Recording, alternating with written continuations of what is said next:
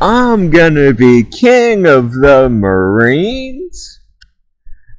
Hey kid, that's my job. Who the heck are you? That's none of your goddamn business.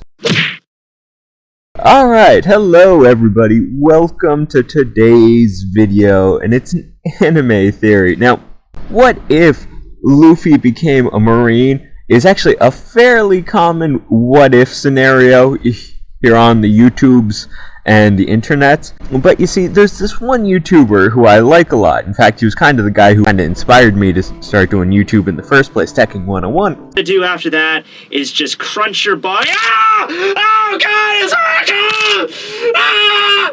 My bones are breaking! And his opinion on the topic of what if Shanks never met Luffy or what if Luffy never met Shanks, is basically that Luffy and probably Ace also likely would have became Marines when they grew up instead of pirates. And now you see, as things happen, the local dumbass here happens to have a degree in psychology, and so I decided, I kind of want to break this down a bit more, actually explore how Luffy might actually go about becoming a Marine, based off what we know of his personality and upbringing.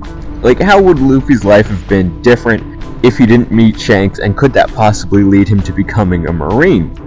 Now, full disclosure, I have a degree in psychology, and now my concentration was mostly in neuroscience and cognition. That's right, local dumbass has a degree in thinking, and I didn't focus so much on developmental psychology. Now, I did do a little bit of studying of it here or there, but it wasn't a major thing. But fortunately, at this point, Luffy's gonna go past most of his developmental milestones, and even then, if you look at kids' developmental stages, it's mostly how they interact with the world, not really identity forming at this point, because identity forming takes a long ass time.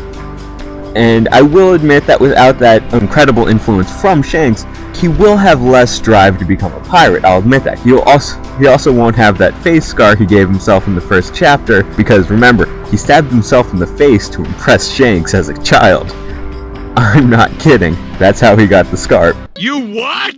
Obviously, as I've just finished saying, he won't have such a strong desire to become a pirate because Shanks never lost his arm or gave up his straw hat. But there's another reason why Luffy won't have as strong a desire to become a pirate if he never met Shanks, and that's because Garp wouldn't have dropped him off at Dodon's place where he meets Ace and Sabo until Luffy was older. Now, you see, it wasn't until all the nonsense with Shanks went on that Garp decided, you know what, your city life is too easy on you. I'm gonna go give you some mountain bandits to raise you. Garp was basically trying to toughen up Luffy and make him a hero of the Marines when he sent him to Dodon.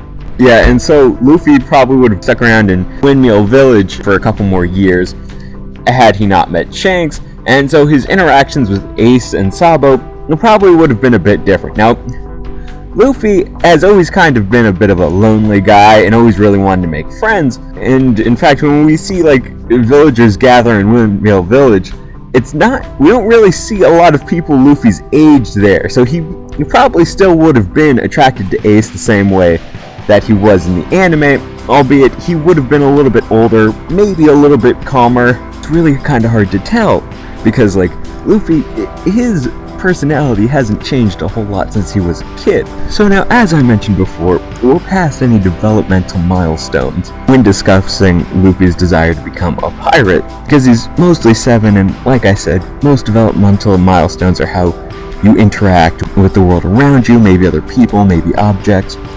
It's not so much identity forming, as I was saying before, but there is one psychological principle that we can look at when discussing Luffy's identity and who he becomes, and that is the most foundational concept, nature versus nurture. Hey there, since we're about halfway into the video, I figured now of all times is the best time to once again request that you smash that like button if you're enjoying this, and if you're not enjoying this, make sure you annihilate that dislike button, and then subscribe so you can see every video and remind me that I should never ever make a YouTube video ever again because of how bad this one particular video is. All members of the Monkey Clan want freedom. Now, Luffy is a bit of an oddball in this case in looking at the monkey family, because unlike his dad and grandpa, he's not trying to raise the ambient levels of freedom. Garp is trying to free people from the tyranny of pirates.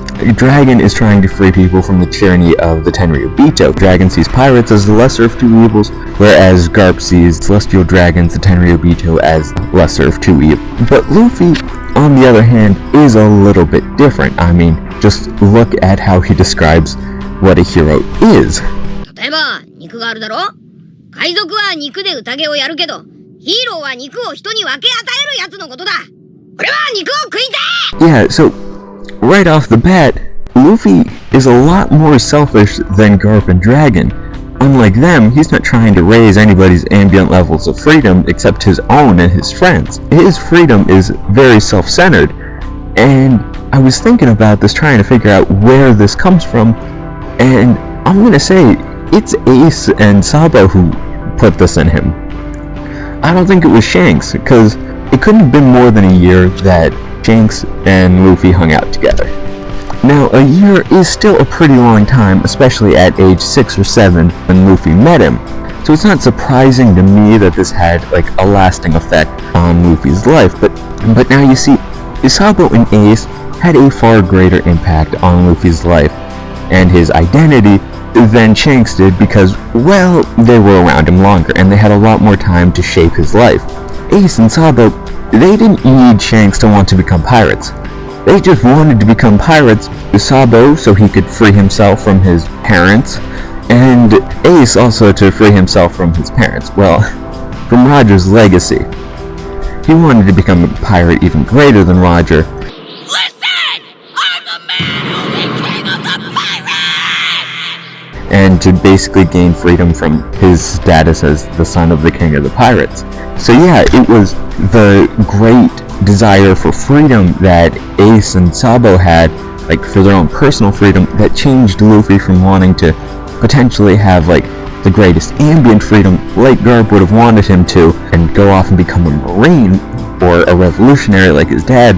And so he became a pirate because Ace and Sabo, like the people who functionally raised him, like I'm not kidding, like Ace, Luffy, and Sabo all pretty much raised each other. This does happen from kids in like fractured family environments where it's like the older brothers will take on like pseudo-parental figures and they basically raise their younger siblings.